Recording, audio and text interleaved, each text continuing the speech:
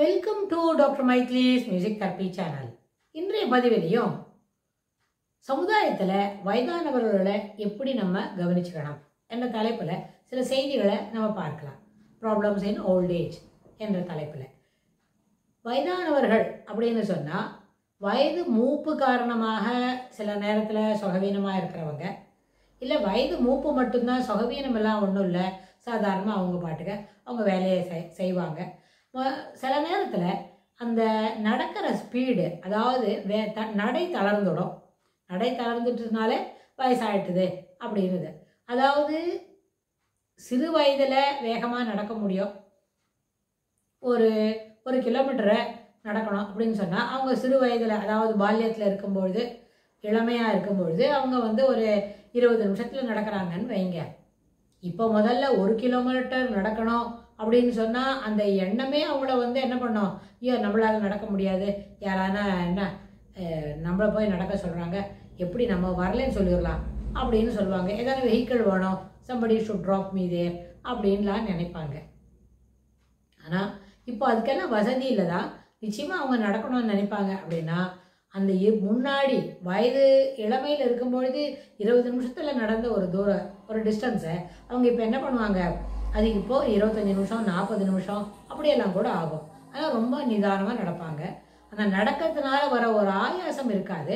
ரொம்ப தூரம் நடக்கணும்ல, ஒரு வேலையை எளிமையாக சீக்கிரத்தில் செய்து முடிக்கிறத லம்பியாக ரொம்ப தூரம் ஒரே வேலையை ரொம்ப நேரம் செய்துட்ருக்குறோன்னு சொன்னால் அது எப்படி இன்கன்வீனியண்ட்டாக இருக்குது அப்படின்னு நினைப்போமோ அதுபோல் ஆயிரும் அவங்களுக்கு அந்த டிஸ்டன்ஸ் நடக்கிறதுக்கு. அதனால் சில வேலைகளை அவங்க ரொம்ப காலதாமதமாக செய்யறதுனால அவங்களுக்கே அதில் ஒரு ஈடுபாடு இல்லாமல் போயிடும். இது என்ன காரணம்? இதுக்கு வயது மூப்பு, நடை தளர்ந்து விட்டது, வேகமாக பிரிஸ்காக நடக்க முடியல. அவங்கள்ட்ட கனம் கொடுத்தாலும் ரொம்ப பேகெல்லாம் வெயிட்டாக பேகு தூக்குறேன் அதனால் இல்லை, பேகே இல்லாட்டா கூட அவங்க இது போல் கொஞ்சம் நடக்கிறதுக்கு சிரமப்படுவாங்க. ஏன்னா அந்த நடக்கிறதுன்றது ஒரு பழக்கத்தில் சேர்த்திக்க. It is not comes under exercise. அது என்ன பண்ணோம், ஒரு பழக்கம். அந்த பழக்கம் விட்டு போகிறது, அதனால் நம்மளால் வேகமாக நடக்க முடியல. ஆனால் இது அவங்க எப்படி இதை மாற்றிக்க முடியும் அப்படின்னு கேட்டால், தினமுமே வீட்டில் இருக்கிற ஹவுஸ் ஹோல்டு கோர்ஸ்லாம் நம்ம செய்கிறோம். இந்த வேலை செய்கிறோம், அப்புறம் வீட்டில் இருக்கிற எல்லா வேலையும் நம்ம செய்து முடித்தா கூட அவங்க என்ன பண்ணலாம், எல்லாம் முடித்த பிறகு ஒரு 15லேருந்து 20 நிமிஷம் நடந்து பழகணும். அந்த நடந்து பழகிறதுக்கு ஒரு அத்தியாவசியம் இருக்கா அப்படின்னா, அதாவது அவங்க எங்கேயான போகலாம், சாயந்தர நேரத்தில் கொஞ்சம் தூரம் நடந்து போயிட்டு வரலாம், இல்லை காலையிலேயே ஒரு 20 நிமிஷம் நடந்து பார்க்கலாம். ஸோ இது எல்லாமே சாத்தியம்தான்.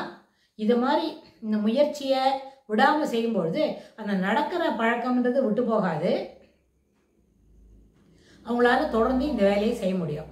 ஏன்னா வீட்டில் நடந்து இருக்கிற வேலையை செய்கிறது, அவரை ஒரு ஃபஸ்ட் ஃப்ளோரில் இருக்காங்கன்னா அந்த ஃபஸ்ட் ஃப்ளோருக்கு ஸ்டார் கேஸ் வழியாக போகிறது, அப்புறம் ஸ்டார் கேஸில் இறங்குறது, இதெல்லாம் அவங்க செய்யலாம். இதெல்லாம் ரொட்டீன், அதாவது அவங்களோட அத்தியாவசிய தேவைகளை நிறைவேற்றி கொள்வதற்காக செய்ய வேண்டிய வேலைகள். ஆனால் இந்த அத்தியாவசியத்தை தாண்டி அவங்க என்ன பண்ணணும், ஒரு நாளைக்கு ஒரு 20 நிமிஷம் வெளியில் நல்லபடியாக நடக்கணும். எந்த ஒரு விதமான அவசியமும் இல்லாமல் ஒரு நாளைக்கு 20 நிமிஷம்ன்றது அத்தியாவசியமானது. அது அவங்க என்ன செய்யலாம், பிடிவன் ஏதாவது ஒரு நேரத்தில், ஈவினிங் டைம்லேயோ இல்லை மார்னிங் டைம்லேயோ, இல்லை எப்போ அவங்களுக்கு சமயம் கிடைக்கிறதோ அப்போது ஒரு 20 நிமிஷம் எக்ஸ்ட்ராவாக நடக்கணும். வீட்டுக்குள்ளே இருக்கும்பொழுது நடக்கிறதுல அது கணக்கில் இல்லாமல் எக்ஸ்ட்ராவாக நடந்தால் நடை தளராது. நடை பயணம் அப்படின்றது நடையை பயிற்சியாக மாற்றணும். இது ஒரு எக்ஸசைஸ் இல்லை காட்டிலும் இது ஒரு பயிற்சி. அதாவது அந்த நடக்கிறது அப்படின்றது அவங்களுக்கு பயிற்சி போல் தினமும் ஒரு 20 நிமிஷம் செய்தால் அந்த ஏஜிங் என்ற ப்ராசஸில் நடை தளர்ந்து போகிறத அதை நம்ம போஸ்ட்போன் பண்ண முடியும். ஏன்னா அந்த நியூரல் நெட்வொர்க் என்ன பண்ணும், நடக்க வேண்டியது அப்படின்னு சொல்லக்கூடிய அந்த எண்ண ஓட்டங்கள் இருக்கும் இல்லையா, அதெல்லாம் தொகுத்து நம்ம சொல்லியிருக்கோம் ஏற்கனவே. நியூரல் நெட்வொர்க்குன்னு சொன்னால் நியூரல் லூப்பு, நியூரல் அதில் ஒரு ஃபோல்டர், அப்புறம் ஒரு சென்ட்ரல் டெண்டன்சி, அதெல்லாம் இருக்கும்னு சொன்னால் அந்த நியூரல் லூப்பில் இருக்கிற செய்தி நம்ம நடக்க மறந்துட்டோம்னு சொன்னால் இவங்களுக்கு நடக்க முடியாது அப்படின்ற மாதிரி இருக்கும். ஏன்னா அந்த லூப்பில் இருக்கிற ஃபோல்டரில் இருக்கிற செய்தியை நம்ம பகிர்ந்துக்கிறதே இல்லை, செய்தியை நம்ம என்ன பண்ணல, பயன்படுத்துறதே இல்லை. அதனால் டிகே த்ரூ டிஸ்யூஸ் போல் ஆயிருமோ அப்படின்னு நம்ம யோசிக்க வேண்டி வரும். இன்ஸ்டட் அது மாதிரி ஒரு நிலைமை ஏற்படாமல் நம்ம ராதர் என்ன செய்யலாம், தினமும் ஒரு 15 நிமிஷம் 10 நிமிஷம் நடந்து பழகினா that itself will boost the அந்த நியூரல் லூப்பில் இருக்கிற ஃபோல்டரை நடக்கணும் அப்படின்றத அதை திறந்து புதுப்பித்து வச்சுக்கும். அதனால அப்புறம் என்ன பண்ணாது, நடை தளர்வது என்றது இல்லாமல் இருக்கும். ஏன்னா வயதான காலத்தில் கொஞ்சம் இன்னும் ஒரு 60 தாண்டிட்டாங்க, 70 80 அதுபோல் நேரத்தில் அவங்க நல்லபடியாக நடக்கணும்னு சொன்னால் இப்போது இந்த 60+ இருக்கும்பொழுது நடை தளர்வதற்கு முன்னமேயே இல்லை நடை தளர்ந்துருக்கு இப்போ தான் முடியல அப்படின்னா அந்த நேரத்துலையாவது நிச்சயமாக அவங்க என்ன செய்யணும், நடப்பதற்கு பயிற்சி எப்பவும் தொடர்ந்து அந்த இதை விடாது செய்யணும். there should not be any discontinue பண்ணக்கூடாது. it should has to be done regularly every day அப்படின்னா அந்த ஒரு 15 நிமிஷம் நடக்கிறது ரொம்ப சுலபம் தான். எங்கேயும் போகணுன்ற அவசியம்லாம் இல்லை. ஏதோ கடைக்கு போய் சாமான் வாங்கணும் அப்படிலாம் இல்லை. எங்கேயும் போகாமையே கூட you should walk the distance for 15 minutes.